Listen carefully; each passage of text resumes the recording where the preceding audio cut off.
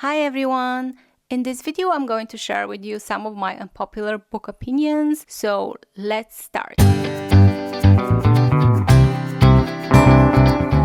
So the first thing we're going to discuss is plot twists. Of course I love a good plot twist, but I hate it when there is a plot twist just for shock value, like there is some gruesome death or some betrayal or something happening that kind of it's out of the blue and it seems to be added in the story just to shock you, just to surprise you. And then it doesn't really have a very meaningful consequence to the story. Another example, it's maybe in The Last Jedi. Okay, spoiler alert, I guess. Kylo Ren and Rey kind of team together to kill Snoke, which was a cool moment. But then after that, it didn't lead to anything interesting. It felt to me like, oh, I have this idea about this cool moment, let's do it. But then if you just have an idea about a scene, about a moment, but you don't craft your story around that moment in a good way, then that scene, that it's good on its own, but it doesn't mean anything in the big scale of things. So I really hate this kind of subverting expectations, scenes added for shock value. So my second unpopular opinion, I don't think characters need to be relatable all the time. I like characters I can relate to in certain ways. I like characters who might represent me in certain ways. That's true. But I also like characters who are super different than me, and I don't mind reading stories that are completely different world and different values and different viewpoints. And even I might disagree with the characters. I might disagree with everything they're doing, but I still might find it interesting to know more about them. And in that line of thought, I feel like not every story needs to represent everyone. Like when we talk about diversity, now it feels like every author or movie maker or whatever is trying to put as many different people and in their story. But I feel like that makes the story a bit crowded sometimes. It's okay if a story has a focus. It's okay if a story takes place in this world with homogeneous environment of people who look the same. I don't know. I prefer a story to have a focus and a clear idea and to really explore that idea rather than trying to represent everyone and everything. I felt like, for example, in The Way of Kings of Brandon Sanderson, he added a lot of little details that kind of try to represent different parts of the world, different parts of his society, different people.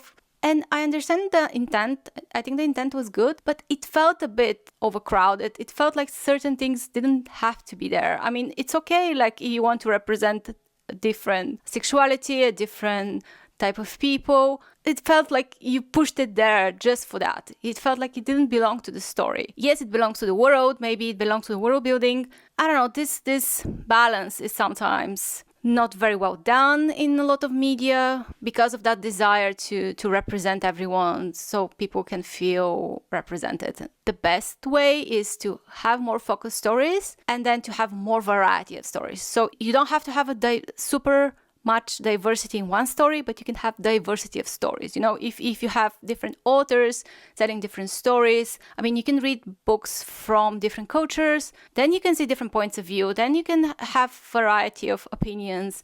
But just to push everything in one book or one story, it just feels too much. Like it feels forced sometimes. So yeah, those were like two things I kind of mixed together. So one was like, I don't need the character to feel like me, and another thing is like, I don't think you should represent everyone in one story. Then another thing I feel is maybe a bit less popular these days is about villains. Like recently everyone wants to make the villain complex and even sympathetic and to explain their backstory, and sometimes it's done well and it makes a really good character, really good villains, very compelling ones. But it's also okay if some villains are just bad, just evil, they're just trash, For example, in the Rings of Power, the TV series, they try to maybe humanize a bit the orcs, giving the orcs families and stuff.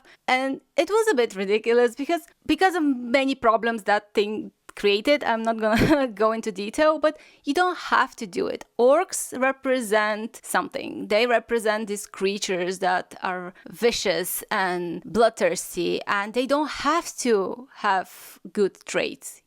They can just be orcs, and they can be fun. They can have different characters and different personalities, and some of them might be a little bit better than others, some can be a bit more evil than others, but you don't have to humanize them because they are not human. That's the point. They're monsters, and sometimes monsters or different creatures represent certain human qualities. They represent, especially in fantasy and mythology, they represent our negative traits, for example, like demons. Demons can represent our fears or anger or this bad emotion, and by fighting the demon, you kind of fight your own darkness in a way. So those are kind of symbols, or it's fun. There's something fun about this archetypes, these creatures. Some are super good, some are super bad, and they are not human. That's the point of them. Like, that's what they are. And when they're trying to humanize everyone too much and give everyone a very complex backstory, it sometimes is just not necessary. And it's okay if you have different kinds of villains. Like, you have the Dark Lord, who is a pure evil, and then you have, I don't know, his general, who maybe is not pure evil, but he has some secret agenda. He's selfish and he wants to serve the Dark Lord for some reason, but maybe he has a family in the past. So you can have these different kinds of villains, but not everyone needs to be complex. And that being said, that leads me to another kind of unpopular opinion. It's mostly about romantasy, I think, and it's about these sexy villains. Look, I understand how a villain character can be attractive in a way, and I understand the appeal of an anti-hero. I like anti-heroes too, but there is a line to it. My battery died. I guess some villain interfered in the video. So yeah, I don't mind a morally gray character, but the thing is that sometimes they're way too beyond redemption. Like, I understand if he's like fighting in a war and he's killed a lot of people because he's protecting his kingdom, and he's like kind of traumatized and maybe a bit closed and rude, but then he opens up to the girl and there is the romance there. But when he's kind of very mean to everyone, bloodthirsty, terrible person, it's like, I don't like that. Like, I wouldn't like that as a romantic interest. I understand the appeal, but for me there is a line. Like, if you're mean to everyone, I don't like you. Because I feel like if he's mean to everyone and kind of cruel, vicious to everyone, and he's just nice to the girl, I wouldn't like that kind of guy. I wouldn't like a guy who is just nice to me and mean to everyone else. Like, these kind of relationships are too toxic. Like, it's okay if there is such a relationship in a fantasy world, as long as it's not too romanticized. Like, it's not like the end game, the live happily ever after. I mean, maybe you can have that, but you just have to acknowledge that it's not okay. Like, it's not okay if he's such a bastard, And talking about romance, there's another thing I kind of dislike, and maybe it's unpopular, or I don't know, but the difference between romance story and smut. With the rise of romantasy, it seems everyone is interested as how spicy a book is. I mean, it's okay if the book is spicy, but you still need a plot, still need some character development to make the story really interesting. And the physical attraction, that's not romance. That's just physical attraction. It's just lust. And a lot of stories focus more on the smut and not on building relationships. There is nothing wrong with the smutty stories. It's just they're more like erotica rather than romance, I feel like. And it's sometimes difficult to distinguish them because, I mean, a book can be like super spicy but still have good plot, good characters, or it could be just spicy book. And it's very hard to distinguish between the two nowadays because everything is marketed as a romantasy and everything has these pretty covers, and it's really hard to find the difference. And I wish they would show the difference a bit more clearly so everyone can pick the book they like, But yeah, smut is not romance. Also, romance doesn't need to have smut, and sometimes you can have a lot of sexual tension, high stakes, a lot of emotions and stuff like that without actually explicit scenes. So yeah, you don't need the smut to tell a very compelling romance. On the flip side, too much plot, too many characters, too much complication doesn't make a better story. I feel like especially in fantasy, sometimes authors try to push too many points of view, too many characters, too many plot lines. You don't have to, because a lot of those might remain undeveloped, and then why would you push them? It's better to find the focus on your story, and it couldn't be a very long story, but I like stories that are more focused. Or if there are a lot of points of view and a lot of characters, each of them is given enough time and has a meaningful role in the story, and it's not just it's not just like there for page count, you know. More page count, more information, more character, just more of everything would not make a better book. I like long books, but I don't like when there's too much filler in them, and I feel a lot of the fantasy books could be cut shorter, and I don't feel like all the extra world building is always needed. You know, maybe that's a bit controversial, but yeah, I don't really think a lot of those books justify how big they're. But yeah, that maybe is personal preference. Maybe you like to be immersed in a world, you know, to read about the details of it. But for me, I like to be immersed in a world, but yeah, I don't know. It depends. And to add to this topic, I also feel like not every character needs to be super developed, because sometimes I heard this writing advice, and I feel like a lot of writers are following it. Side characters should also have, you know, some role and blah blah blah. But sometimes some characters are there for like a chapter or two, and they don't have to have a complex backstory. Not every character needs to be explored in detail. Again, we go back to the topic of focus. So each story really needs to have a focus, and based on what the focus of the story is, you choose which characters to develop and which characters not to develop. You know what I'm trying to say is, some people just lose the track of the story they want to tell, and they just get lost in world building or in character design, whatever other thing there is. But book is a story, and it's really, you really need to find your story. That's what I'm trying to say. Now, another thing that a bit annoys me, it's in maybe this is mainly in romance, about when a guy appears and immediately he is described as super handsome, and then there is a lot of paragraphs about how handsome he is.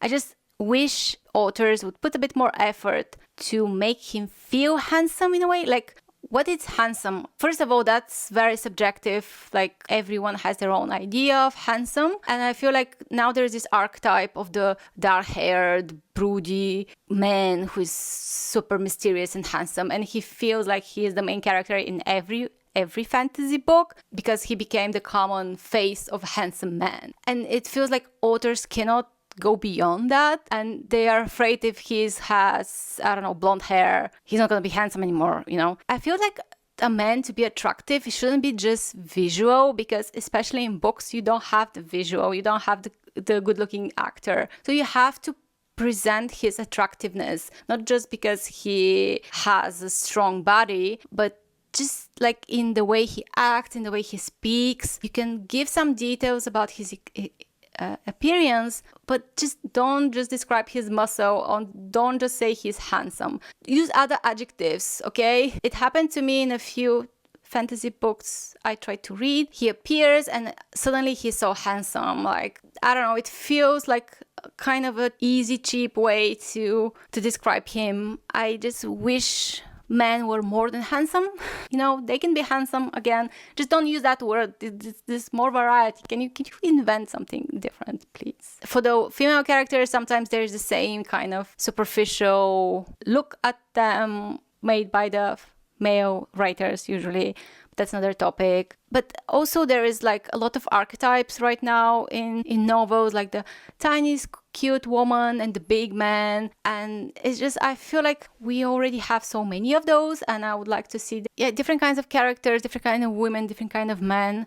In that line of thought, I'm also tired of the strong female character. I wish we have a more complex female characters, She doesn't have to be strong. It just feels like there's a lot of repetitiveness in the main lead characters. There is a lot of books that I was curious to read, and when I read about the synopsis or I heard some review, it feels like it's the same kind of characters in different setting. Like we use the same archetypes, like as if people are afraid that if they make a different kind of characters, they will be disliked in a way, especially in romance. Can we have more variety? I hope authors can be able to show a strong woman who is strong not because she fights dragons, but because other things, and a man who is attractive without being super handsome, dark-haired, rude dude, some variety. So after all this blabbering, I'll just say one more thing that I feel it's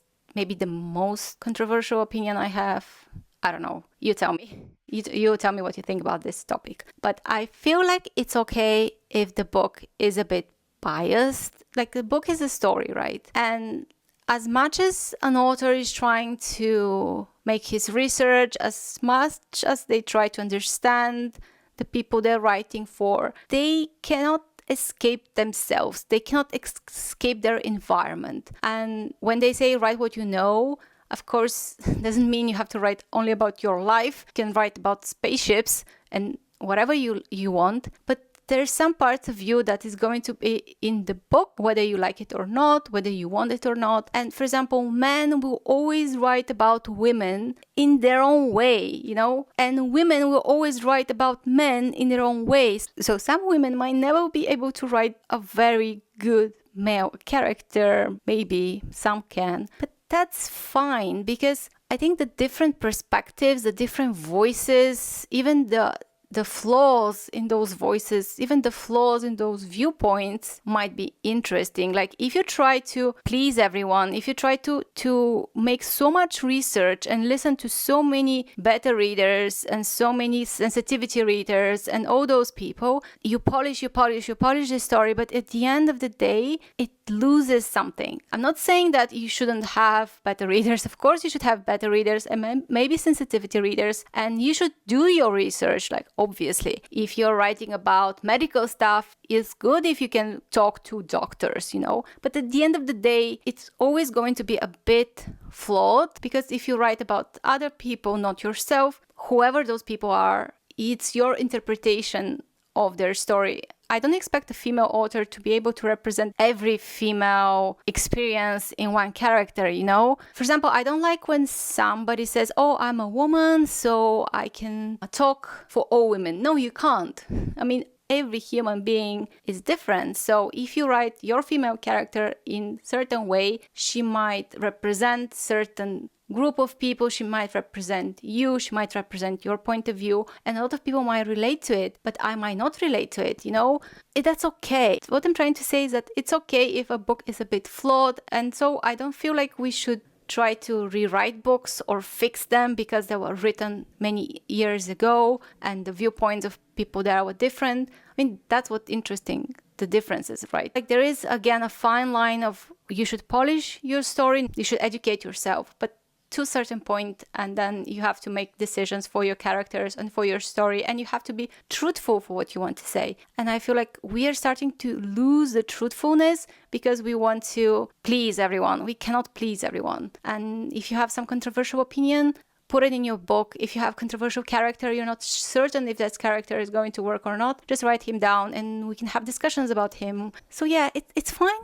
It's fine. And one final thing I want to say is that books are not movies and movies are not books. That might be, again, personal preference, but I like it when a book is more reflective, when a book has more slow pacing. It doesn't have to be just action. And a lot of authors have grown with video games and movies, and I feel like they're trying to make their books very cinematic, but it's just different medium. So it's okay if it's more internal and you can use different techniques to tell your story, and that's okay. Another thing is, in a movie, they show a lot of things that if you show them in the books, it's getting boring. Like, you can skip things, you can time skip, you can tell something. I mean, you can tell the character went to the grocery store and came back. You don't have to explain the entire scene. it's just different mediums, and I feel like sometimes books are trying too much to mimic movies. And also when you make a movie adaptation of a book, it's okay if it's different, because the movie is a different medium and you don't have to make it like page by page, line by line. You can use other techniques to tell the same story. I think this video kind of got a bit all over the place, but yeah, I hope you liked it. Tell me, what are your unpopular book opinions? I might have a bit more, but yeah, I have to think about it. So let me know what are your unpopular book opinions, and I will see you again soon. Bye bye, and see you next time.